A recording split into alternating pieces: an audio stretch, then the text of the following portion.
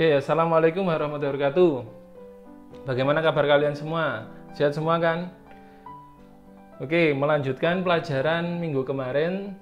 Kemarin kan mulai dasar pemetaan, terus menghitung skala peta. Saya kira semuanya sudah paham, dan kemarin juga tugas menghitung peta juga kalian bisa. Jadi untuk pertemuan kali ini kita lanjut ke sebab masalah penginderaan jauh. Ini juga nggak jauh dari pemetaan. Oke, sebelum kita mulai pelajaran, alangkah kita baik berdoa semoga virus corona di Indonesia, khususnya di Banyuwangi, segera berakhir. Amin. Lahumul Fatihah. A'udzubillahi minasyaitonir rajim.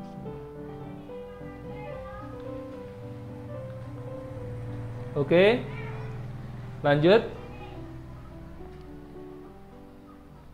Oke, sebelum masuk ke pengertian penginderaan jauh, jadi manusia dahulu membuat peta itu menggunakan feeling saja atau perkiraan saja dari mereka melihat kasat mata. Ini contoh peta pada masa zaman Belanda mungkin ini ya.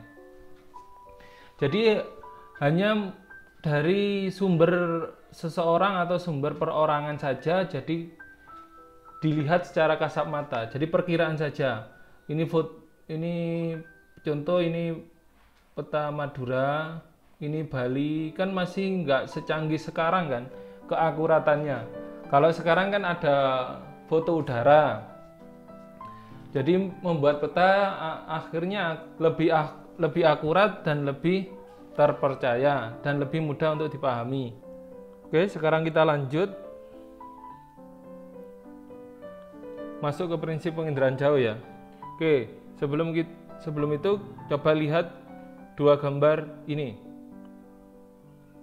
Apa yang ada di pikiran kalian?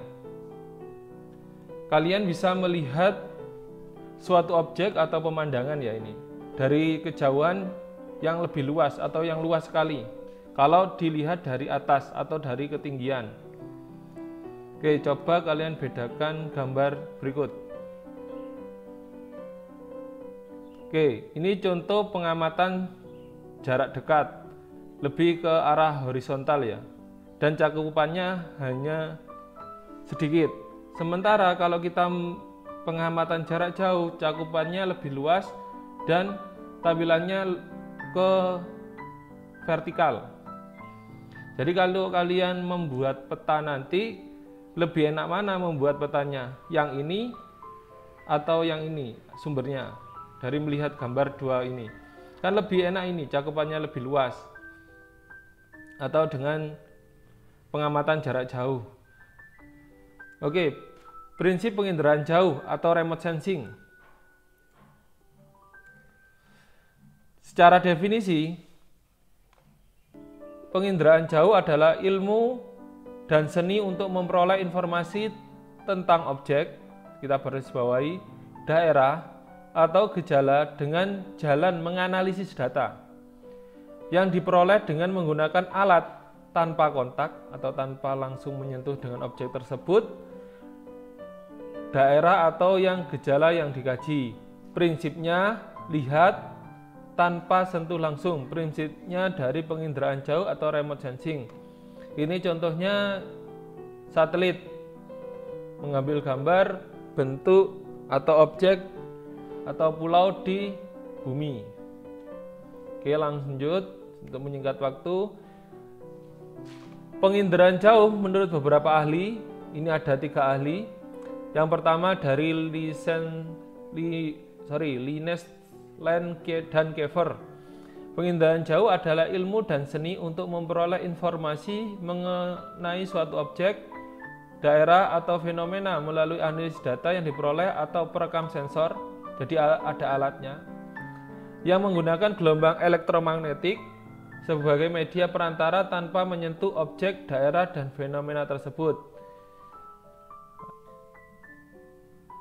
Sementara menurut David, penginderaan jauh adalah berbagai teknik yang dikembangkan untuk memperoleh dan menganalisis informasi tentang bumi. Ini lebih sederhana lagi. Sementara menurut Paul, penginderaan jauh adalah penggunaan sensor radiasi elektromagnetik untuk merekam gambar lingkungan bumi yang dapat diinterpretasikan agar informasi yang berguna dapat diperoleh. Oke, ini pengertian dari beberapa ahli tentang penginderaan jauh. Oke, next. Konsep penginderaan jauh intinya kalian bisa melihat dari kejauhan. Intinya melihat dari kejauhan. Contoh, ini satelit merekam suatu kota, hasilnya seperti ini. Ini juga satelit merekam suatu daerah, hasilnya begini, penampakan daerah. Ini mulai ketinggian tempatnya. Penginderaan jauh juga bisa melalui pesawat, nanti menghasilkan foto udara. Hasilnya penampakan suatu tempat secara lebih spesifik atau lebih detail. Kan ini kalau yang satelit kan lebih luas, jadi terlihat lebih kecil hasilnya. Gedung-gedung kan kalau pakai pesawat kan lebih rendah. Contohnya kan kalian bisa pakai drone. Nah, itu juga hampir sama, kalian bisa menghasilkan citra foto udara pakai drone. Kegunaan yang lain, kalian bisa mengukur kedalaman air laut. Ini juga salah satu fungsi dari penginderaan jauh. Jarak suatu tempat juga fungsi dari penginderaan jauh. Sampai fenomena awan atau fenomena angin untuk melihat cuaca. Itu juga fungsi dari penginderaan jauh. Next, oke, langsung ke komponen penginderaan jauh. Komponennya apa saja? Yang pertama, sumber energi harus ada. Ini A, yaitu matahari, sumber energinya. Radiasi atau atmosfer. Habis ini saya jelaskan ke gambar berikutnya. Interaksi dengan target. Itu objeknya di sini. Sensor merekam energi. Habis mantul sini, terus sensor merekam energi, direkam oleh satelit. Ataupun kalau kalian menggunakan drone, ya menggunakan drone, ataupun menggunakan pesawat untuk memfoto, sama saja. Transmisi dan penerima dan pemrosesan. Habis itu hasilnya dikirimkan ke stasiun satelit. Habis itu masuk ke interpretasi hasilnya dan dianalisis. Yang terakhir digunakan atau diaplikasikan. Data yang dihasilkan dari proses penginderaan jauh namanya citra satelit karena ini menggunakan satelit. Oke, lanjut. Ada 6 komponen penginderaan jauh. Yang pertama tenaga, atmosfer, objek, sensor, wahana, dan citra atau keluarannya. Ini ilustrasi proses penginderaan jauh ya.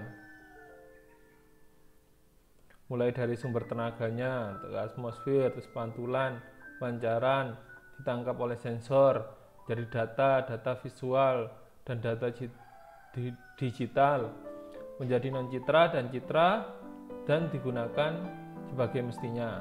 Oke, saya jelaskan satu persatu. Pertama, tenaga. Tenaga terdiri dari tenaga alamiah dan tenaga buatan. Tenaga alamiah, sinar matahari dan bulan, termasuk sistem pasif. Kalau sinar buatan termasuk sistem aktif. Gunanya sinar buatan ini atau sistem aktif ini dilakukan penginderaan jauh waktu malam hari ya. Kalau yang pasif dilakukan waktu siang hari, hanya mengandalkan sinar matahari saja. Fungsi dari sumber energi ini adalah untuk menyinari objek permukaan dan memantulkan pada alat pengamat sensor. Lanjut ke komponen kedua yaitu atmosfer. Atmosfer akan mempengaruhi penginderaan jauh dalam hal penyerapan, pemantulan, penghamburan, dan melewatkan radiasi elektromagnetik. Lanjut, objek. Objek adalah segala sesuatu yang menjadi sasaran dalam penginderaan jauh. antara lain biosfer, penampakan biosfer, hidrosfer, dan litosfer. Ya, bumi ini mungkin pulau atau daratan atau lautan atau penampakan di perkotaan dan sebagainya, atau dalam kajian geosfer. Oke, lanjut masuk ke sensor. Komponen selanjutnya yaitu sensor. Sensor adalah alat yang digunakan untuk merekam objek-objek di permukaan bumi. Berdasarkan proses perekamannya, sensor dibedakan menjadi dua, yaitu sensor fotografik dan sensor elektromagnetik.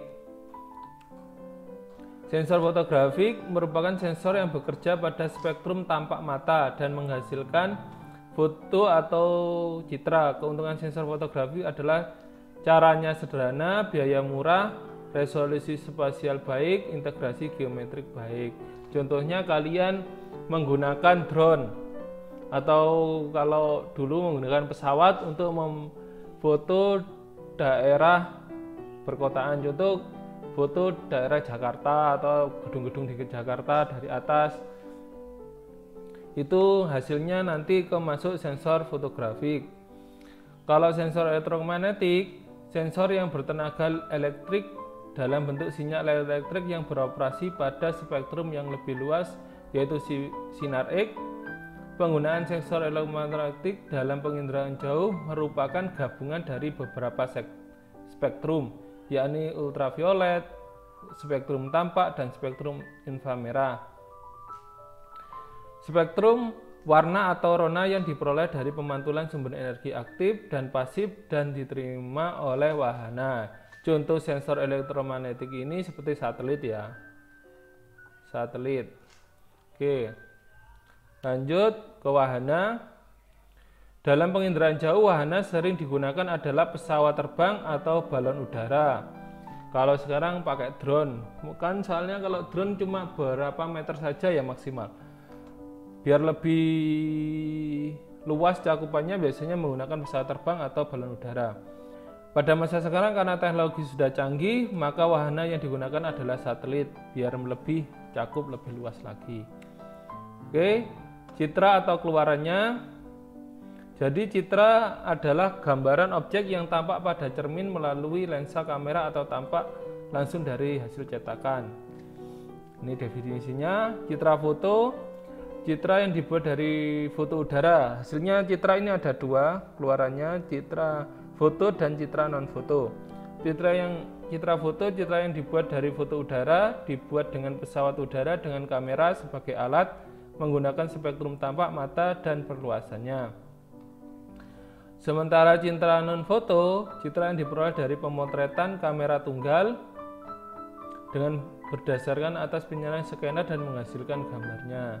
Ini menggunakan satelit itu. Oke, pemanfaat penginderaan jauh sebagai alat bantu dalam menyusun teori karena kita butuh bukti-bukti fisik dan penampakan yang sangat luas di daerah tertentu.